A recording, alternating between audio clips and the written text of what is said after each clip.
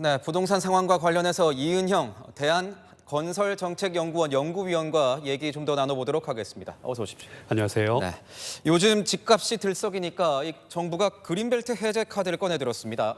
지금 어디가 거론되고 있습니까? 네, 지금 발표된 지역들은 서울과 수도권입니다. 그런데 이번 그린벨트 해제가 이슈가 되는 이유는 서울 안에 그린벨트 해제를 함께 담고 있기 때문입니다. 자, 그런 맥락에서 현재 정부가 이런 정책을 낸 것은 주택을 더 공급해서 집값을 안정시키겠다는 상징적인 의미가 있기 때문에 아무래도 강남권들, 그러니까 서초구와 강남구 쪽의 그린벨트 해제가 현재로서는 유력한 상황입니다. 그렇군요. 그린벨트 해제, 이거는 보시기에 집값 안정 효과가 있을 것으로 보십니까?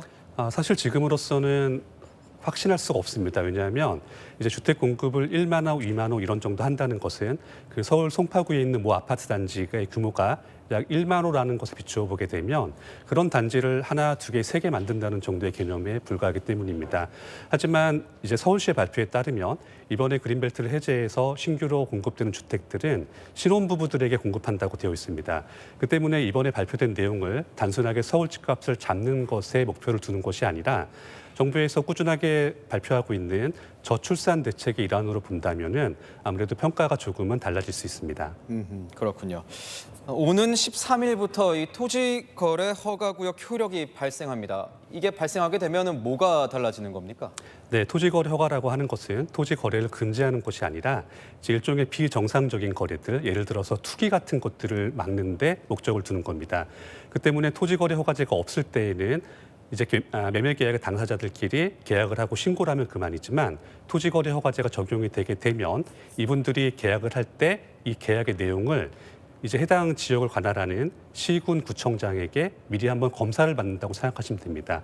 그 때문에 토지 거래 자체가 종전에 비해서는 좀 더 어려워졌다고 할 수 있습니다. 그러니까 특정 지역으로 일정 기간 이렇게 특정 거래에 대해서 이게 투기 거래에 대해서 제한을 한다. 뭐 이런 의미로 볼 수 있을 것 같은데 저는 이것도 좀 궁금합니다. 현재 이 대출 규제 따로 없이 뭔가 집값 안정이 가능할지 어떻게 보십니까? 네, 사실 대출을 규제해서 집값을 잡겠다는 것은 쉽지가 않습니다. 왜냐하면 집을 사는 사람들의 입장에서 본다면은 돈을 빌리지 못해서 집을 못 사니까 집값이 안정되는 거 아니냐 이런 내용이 되기 때문입니다. 그 때문에 대출 규제에 대해서는 적어도 가계대출 증가를 어느 정도 조정하는 것은 필요가 있지만 단순하게 대출을 규제해서 집값을 잡겠다는 것은 쉽지 않은 내용이기 때문입니다. 그렇기 때문에 궁극적으로는 이제 우리가 이제 모두들 다 합의하고 있는 것처럼 적정한 지역에 주택 공급을 꾸준하게 실행함으로써 그것으로 집값을 잡는 것이 맞는 것이지 단순하게 대출을 규제해서 문제를 해결하겠다고 하는 접근은 그렇게 옳지가 않습니다. 네, 조금 더 지켜봐야겠군요. 잘 들었습니다. 지금까지 이은형 연구위원과 얘기 나눠봤습니다. 고맙습니다.